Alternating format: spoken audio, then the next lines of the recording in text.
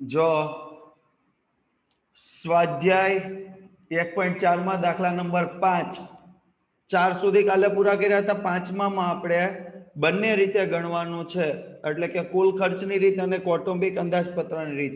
તો એમાં લખ્યું છે સાડી, ધોતી, ત્યારબાદ આપ્યું છે શર્ટિંગ અને છેલ્લે આપ્યું છે અન્ય. બંને રીતે આપણે શું મેળવવાનો છે? સૂચકાંક મેળવવાનો છે. તો જો એકમની વાત કરીએ તો પહેલું એકમ આપણને આપ્યું છે. એકમમાં શું આપ્યું છે? તો કે નંગ.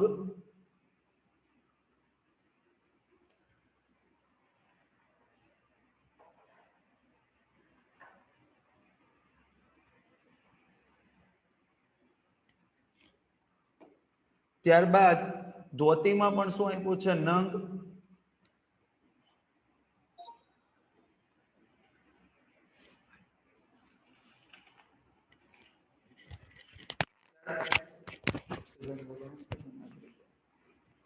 ત્યારબાદ શર્ટિંગમાં આપ્યું છે મીટર અને અન્યમાં પણ આપ્યું છે મીટર. મીટર અને મીટર. હવે જો આપણે વાત કરીએ વર્ષ 2010 નો જથ્થો, એટલે આધાર વર્ષનો જથ્થો Q0. Q0 બરાબર કેટલા આપ્યા છે?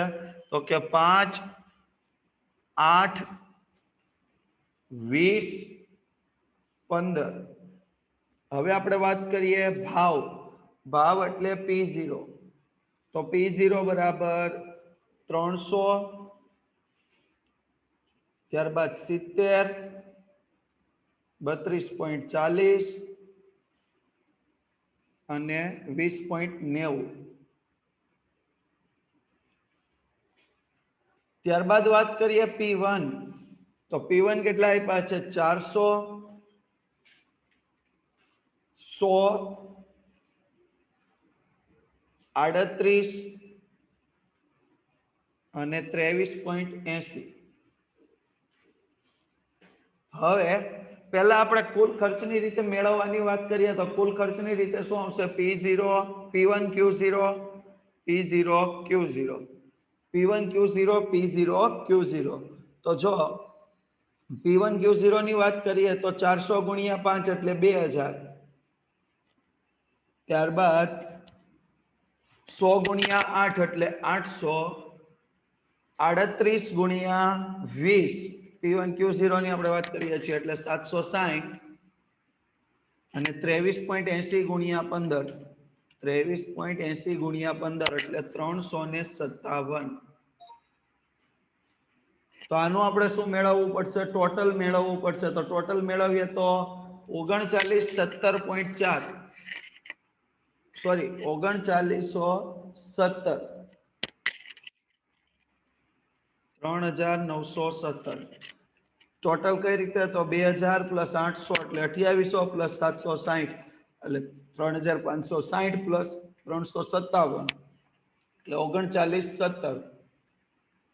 હવે આપણે જોઈએ છીએ P0 Q0. 300 ગુણ્યા 5 એટલે 1500, 70 ગુણ્યા 8 એટલે 560, 32.40 ગુણ્યા 20 એટલે કેટલા થશે? 648 અને 15 ગુણ્યા 20.90 એટલે 313.5. તો ટોટલ થશે 3021.5. તો અહીંયા લખીએ આપણે કુલ ખર્ચની રીતે સૂચક આંક. કુલ ખર્ચની રીતે સૂચક આંક I બરાબર સિગ્મા P1 Q0 છેદમાં સિગ્મા P0 Q0 ગુણ્યા 100. તો 3917 ભાગ્યા 3021.5 ગુણ્યા 100.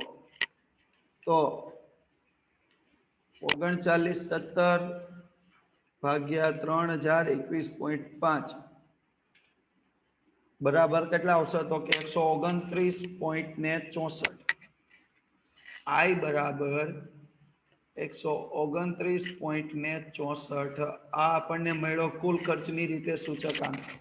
હજુ આપણે મેળવવાનો છે કૌટુંબિક અંદાજપત્રની રીત. કૌટુંબિક અંદાજપત્રની રીત એટલે શું આવશે? તો કે સિગ્મા આઈ ડબલ્યુ ના છેદમાં સિગ્મા ડબલ્યુ. તો ફરીથી એક વખત રકમ આપણે લખીએ છીએ. અહીંયા કૌટુંબિક અંદાજપત્રની રીત માટે વસ્તુ આપણી કેટલી હતી? તો કે વસ્તુ હતી 4 સાડી, ધોતી, શર્ટિંગ અને અન્ય. આ 4 વસ્તુ હતી. હવે વર્ષ 2010 નો એકમ. તો એકમ કેટલા હતા? તો કે એકમ હતા નંગ,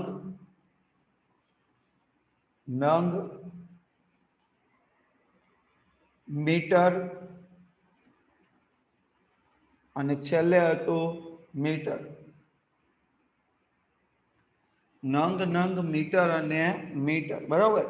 આ રીતના આપણા હતા એકમો. ત્યાર પછી આપણો જથ્થો હતો Q0 5, 8, 20, 15. 5, 8, 20, 15. ત્યાર પછી 2010 નો ભાવ એટલે P0 370, 32.40 અને 20.90. ત્યારબાદ P1 400, 100, 38 અને 23.80. હવે આપણે I મેળવવાનું છે. તો I બરાબર P1 ના છેદમાં P0 ગુણ્યા 100. તો 400 ભાગ્યા 300 ગુણ્યા 100 બરાબર 133.33. 133.33. ત્યારબાદ 100 ભાગ્યા 70 ગુણ્યા 100.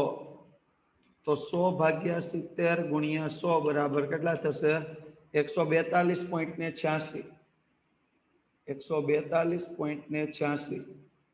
38 ભાગ્યા 32.40 ગુણ્યા 100 બરાબર 38 ભાગ્યા 32.40 ગુણ્યા 100 બરાબર 117.28.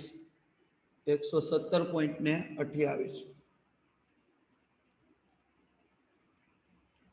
ત્યારબાદ 23.80 ભાગ્યા 20.90 ગુણ્યા 100 બરાબર 23.80 ભાગ્યા 20.90 બરાબર 113.86.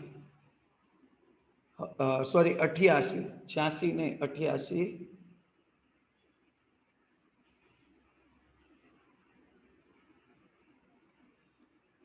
તો હવે આપણે W મેળવવાનો. તો W બરાબર શું આવશે? P0 Q0. W બરાબર શું આવશે? P0 Q0. તો W મેળવીએ તો પહેલા તો શું કરવાનું થશે એના વિશે વાત કરીએ. તો P0 Q0 નો આપણે ગુણાકાર કરવાનો થશે. તો P0 Q0 નો ગુણાકાર સ્ટાર્ટ કરીએ એટલે આવશે 300 ગુણ્યા 5 1500, 70 ગુણ્યા 8 560, 32.40 ગુણ્યા 20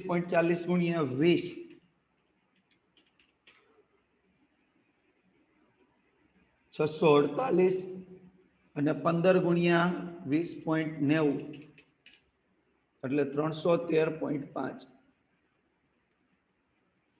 હવે IW મેળવીએ તો 133.33 ગુણ્યા 1500 બરાબર 19,999.5. ત્યારબાદ 560 ગુણ્યા 142.86 બરાબર 80,001.6.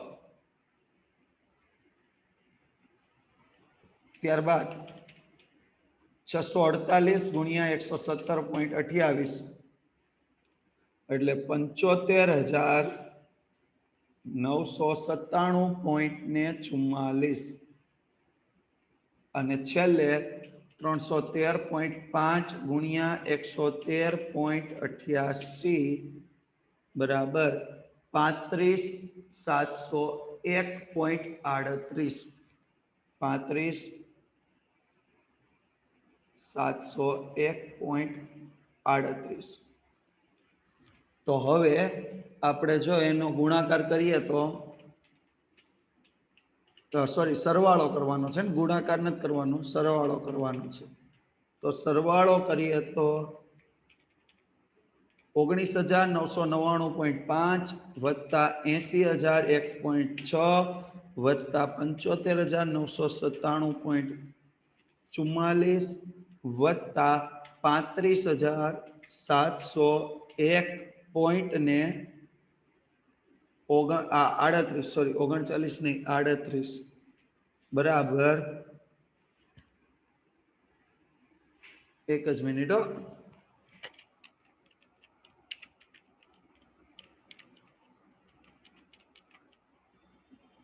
અહીંયા 0.5 નથી, પહેલામાં આ પોઈન્ટ નથી બરોબર, એ ડાયરેક્ટ જ છે 1,99,995 1,99,995 બરોબર. આપણે ભૂલથી એને 0.5 માં લખ્યું હતું. ત્યારબાદ 80,001.6 ત્યારબાદ 75,997.44 ત્યારબાદ 35,701.38 એટલે ટોટલ થશે 3,91,695 3,91,695.42 અને આનું પણ ટોટલ મેળવવું પડશે ડબલ્યુ નું. તો ડબલ્યુ નું ટોટલ થશે 3,021.5. તો હવે અહીંયા આપણે લખીએ કૌટુંબિક અંદાજપત્રની રીતે, કૌટુંબિક અંદાજપત્રની રીતે સૂચકાંક I બરાબર સિગ્મા IW ના છેદમાં સિગ્મા W. તો આપણે મેળવવાનું હતું એ પ્રમાણે 39,16,95.42 ભાગ્યા 3,021.5 તો ભાગ્યા 3,021.5 કરીએ એટલે 129.64. તો બંને રીતના સૂચકાંક કેવા એવા સમાન. જો આગળની રીતનો પણ સૂચકાંક આ જ રીતે મળ્યો તો જોઈએ તો આગળનો જે સૂચકાંક હતો કુલ ખર્ચની રીત એમાં પણ 129.64, અહીંયા આપણને જે રીતે મળ્યો એમાં પણ 129.64. તો બંને રીતે સૂચકાંક કેવા એવા સમાન એવા, બંને રીતે સૂચકાંક કેવા એવા છે સમાન. હવે આમાં જે પાંચમો દાખલો છે સ્વાધ્યાય 1, અહીંયા હોમવર્ક હું લખી દઉં છું આજે અત્યારથી જ. સ્વાધ્યાય 1 પેજ નંબર 55 સેક્શન ઈ નો દાખલા નંબર 5. આ એક દાખલો બંને રીતે ગણવાનો એટલે કુલ ખર્ચની રીત અને કૌટુંબિક અંદાજપત્રની રીત બંને રીતે, પણ એકમ પરિવર્તન કરવા જરૂરી છે. એકમ પરિવર્તન સાથે, એકમ પરિવર્તન સાથે બંને રીતે દાખલો ગણવાનો છે. બંને રીતે દાખલો ગણવો બરોબર, એકમ પરિવર્તન જરૂરી છે. આગળ વાત કરીએ હવે આપણે તો કેટલાક સૂત્ર યાદ રાખવાના છે. એમાં પહેલું સૂત્ર છે વાસ્તવિક વેતન. પહેલું સૂત્ર છે વાસ્તવિક વેતન. તો વાસ્તવિક વેતનનું સૂત્ર વેતન ના છેદમાં જીવન નિર્વાહ ખર્ચનો સૂચકાંક.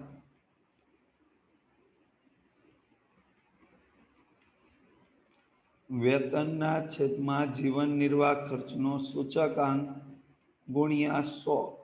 વેતનના છેદમાં જીવન નિર્વાહ ખર્ચનો સૂચકાંક છેદમાં 100. તો આપણને શું દર્શાવે છે? તો કે સૂચકાંકમાં થયેલ વધારા અનુસાર વાસ્તવિક વેતનમાં થયેલ વધારો દર્શાવે છે. વાસ્તવિક વેતનમાં થયેલ વધારો કે ઘટાડો દર્શાવે છે. ત્યાર પછી છે નાણાંની ખરીદ શક્તિનું એક સૂત્ર છે. નાણાંની ખરીદ શક્તિનું સૂત્ર. તો નાણાંની ખરીદ શક્તિ, તો નાણાંની ખરીદ શક્તિ એટલે શું? કે આપણે ખર્ચમાં જેટલો વધારો થયો છે એ પ્રમાણમાં ખરીદ શક્તિમાં વધારો થયો કે ઘટાડો?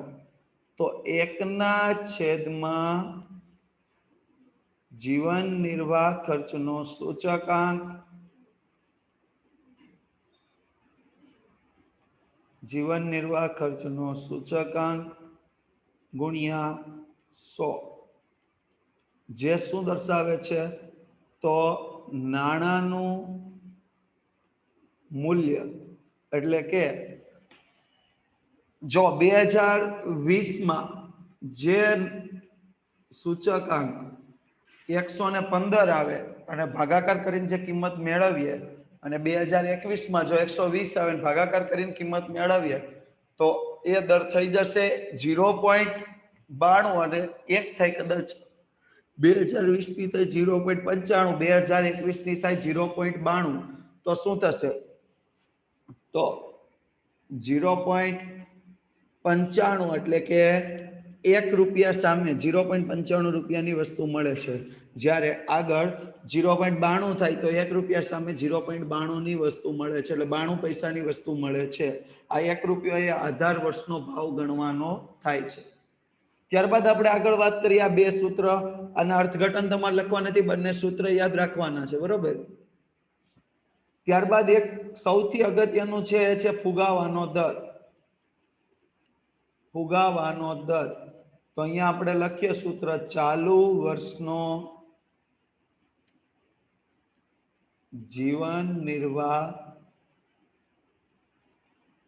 ખર્ચનો સૂચકાંક. ચાલુ વર્ષના જીવન નિર્વાહ ખર્ચનો સૂચકાંક માઇનસ આગળના વર્ષનો જીવન નિર્વાહ ખર્ચનો સૂચકાંક. ચાલુ વર્ષનો જીવન નિર્વાહ ખર્ચનો સૂચકાંક માઇનસ આગળના વર્ષનો જીવન નિર્વાહ ખર્ચનો સૂચકાંક છેદમાં આગળના વર્ષનો જીવન નિર્વાહ ખર્ચનો સૂચકાંક. આ સૂત્ર યાદ રાખવાનું છે. ચાલુ વર્ષનો જીવન નિર્વાહ ખર્ચનો સૂચકાંક માઇનસ આગળના વર્ષના જીવન નિર્વાહ ખર્ચનો સૂચકાંક છેદમાં આગળના વર્ષના જીવન નિર્વાહ ખર્ચનો સૂચકાંક ગુણ્યા 100. ચાલુ વર્ષનો જીવન નિર્વાહ ખર્ચનો સૂચકાંક માઇનસ આગળના, એટલે કે 2021 નો ફુગાવાનો દર જોતો હોય, 2021 નો ફુગાવાનો દર મેળવવો હોય તો 2021 નો જીવન નિર્વાહ ખર્ચનો સૂચકાંક છેદમાં માઇનસ 2020 ના જીવન નિર્વાહ ખર્ચનો સૂચકાંક છેદમાં 2021 ના 21 નો આગળનું વર્ષ 20 ના જીવન નિર્વાહ ખર્ચનો સૂચકાંક ગુણ્યા 100. 2021 ના જીવન નિર્વાહ ખર્ચનો સૂચકાંક માઇનસ 2020 ના જીવન નિર્વાહ ખર્ચનો સૂચકાંક છેદમાં 2020 જીવન નિર્વાહ ખર્ચનો સૂચકાંક ગુણ્યા 100. આ પછીનું એક સૂત્ર તો કે ચાલુ વર્ષની સરેરાશ આવક. ચાલુ વર્ષની સરેરાશ, આ માસિક એટલે મંથલી લખો કે ના લખો બરોબર, પણ આવક. તો ચાલુ વર્ષનો જીવન નિર્વાહ ખર્ચનો સૂચકાંક,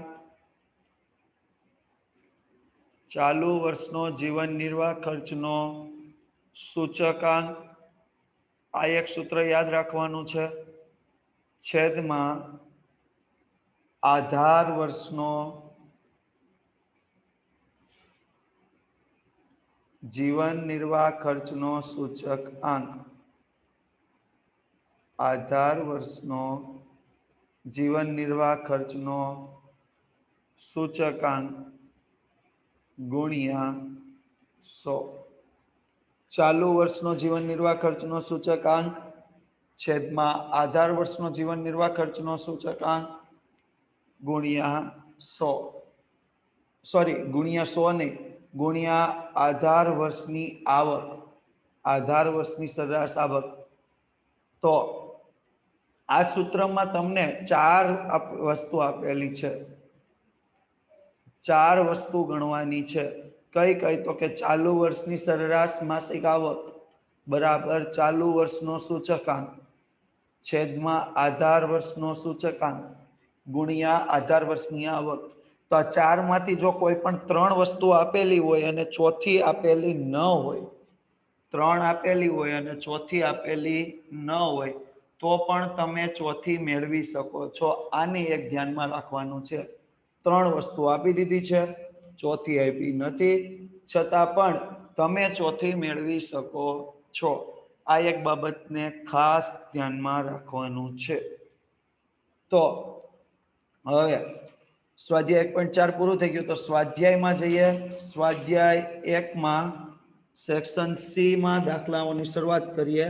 સેક્શન સી માં પહેલા 6 થિયરી પ્રશ્ન છે. થિયરી પ્રશ્ન આપણે નથી લેતા બરોબર, દાખલાઓની શરૂઆત કરીએ છીએ. તો સ્વાધ્યાય 1 સેક્શન સી દાખલા નંબર 7. તો 7 માં આપ્યું છે જીવન નિર્વાહ ખર્ચનો સૂચકાંક 280 થી વધીને 340 થઈ ગયો. તો આધાર વર્ષનો સૂચકાંક 280, આધાર વર્ષનો સૂચકાંક 280, ચાલુ વર્ષનો સૂચકાંક 340, ચાલુ વર્ષનો સૂચકાંક 340.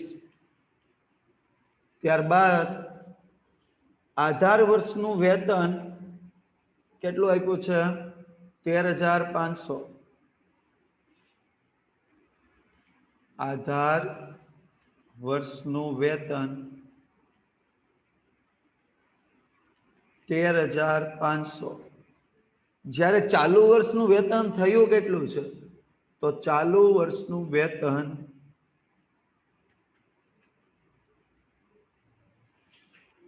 14,750.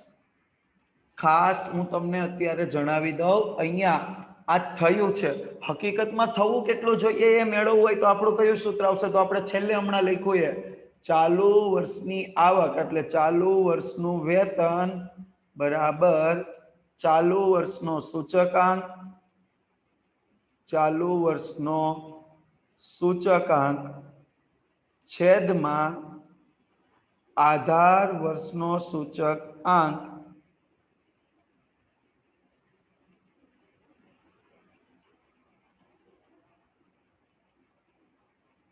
ગુણ્યા આધાર વર્ષનું વેતન, આધાર વર્ષનું વેતન. હકીકતમાં કેટલું થવું જોઈએ એ આપણે મેળવીએ છીએ. તો 340 આપણા ચાલુ વર્ષનો સૂચકાંક, 280 આપણા આધાર વર્ષનો સૂચકાંક. આધાર વર્ષનું વેતન કેટલું હતું? 13,500. તો ચાલુ વર્ષનું આપણને વેતન મળશે, ચાલુ વર્ષનું વેતન ગુણાકાર કરીને મેળવીએ તો 340 ગુણ્યા 13,500 ભાગ્યા 280 બરાબર 16,392.86 રૂપિયા। આટલું આપણું વેતન થવું જોઈએ। તો કામદારનું વેતન થયું 14,750 એટલે કે ઓછું થયું છે। તો કામદારને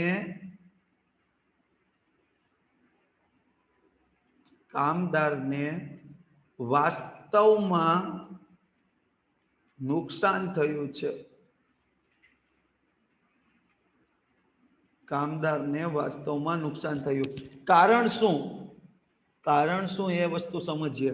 તો જો 14,750 વેતન એનું થયું પણ હકીકતમાં એને મળવું જોઈતું હતું 16,392.86। તો વાસ્તવમાં એને નુકસાન થયું છે। તો આપણે જોઈએ નુકસાન કેટલું નુકસાન થયું છે એ મેળવીએ। તો 16,392.86 માઇનસ એનું વેતન હતું 14,750। તો 1642.86 રૂપિયાનું એને શું થયું છે નુકસાન। 1642.86 રૂપિયાનું એને શું થઈ ગયું છે નુકસાન થયું છે। ત્યારબાદ નેક્સ્ટ દાખલા તરફ આપણે જઈએ। આમાં કોઈને હજી કાંઈ પૂછવાનું હોય તો જોઈ લે એક વખત। આધાર વર્ષનો સૂચકાંક આપ્યો હોય, ચાલુ વર્ષનો સૂચકાંક આપ્યો હોય, આધાર વર્ષનું વેતન આપ્યું હોય, ચાલુ વર્ષનું વેતન આપ્યું હોય તો આપણે પહેલા ચાલુ વર્ષનું વેતન મેળવવાનું। ત્યારબાદ આપણે શું કરવાનું ચાલુ વર્ષનું વેતન મળી જાય કઈ રીતે તો કે ચાલુ વર્ષનો સૂચકાંક છેદમાં આધાર વર્ષનો સૂચકાંક ગુણ્યા આધાર વર્ષનું વેતન। તો 340 ભાગ્યા 280 ગુણ્યા 1350 સોરી 13,500। તો ચાલુ વર્ષનું વેતન થશે 16,392.86। તો નુકસાન કેટલું થશે કારણ કે 16,392 વેતન થવું જોઈતું હતું થયું 14,750 એટલે નુકસાન થશે। જો 16,392 કરતા વધુ થયું હોત તો નફો થાત। તો આગળ હવે જોઈએ દાખલા નંબર 8।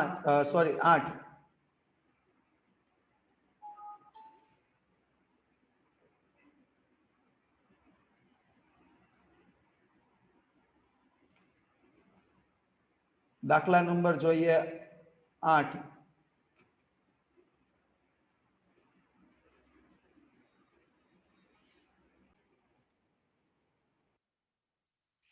દાખલા નંબર 8 માં જો આપણે વાત કરીએ તો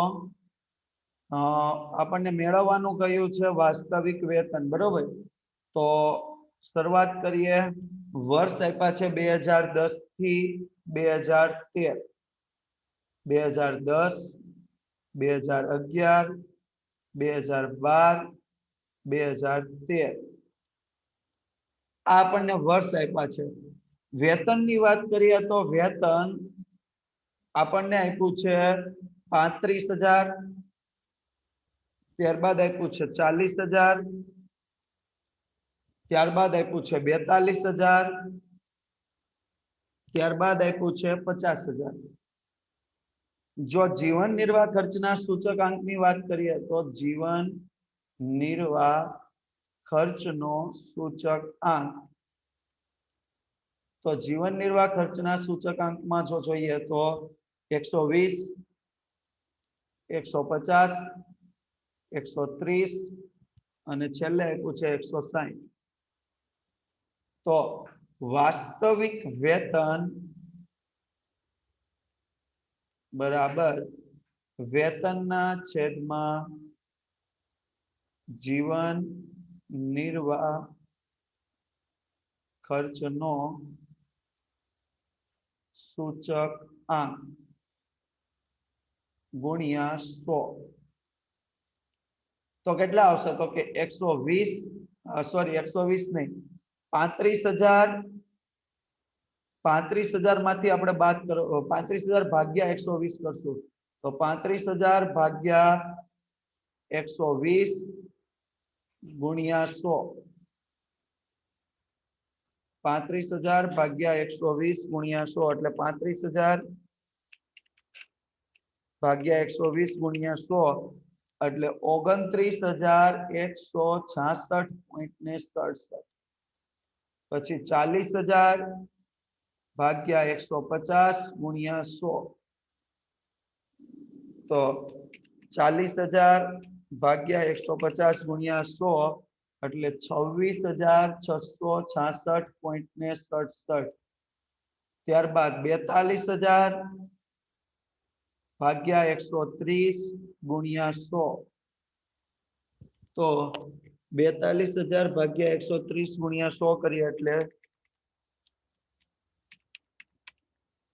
32,307.69 અને છેલ્લે 50,000 ભાગ્યા 160 ગુણ્યા 100 બરાબર 50,000 ભાગ્યા 160 ગુણ્યા 100 એટલે 31,250 તો આ આપણા માટે થઈ ગયું વાસ્તવિક વેતન આ આપણા માટે થઈ ગયું વાસ્તવિક વેતન હવે આગળ આપણે જોઈએ એ પહેલા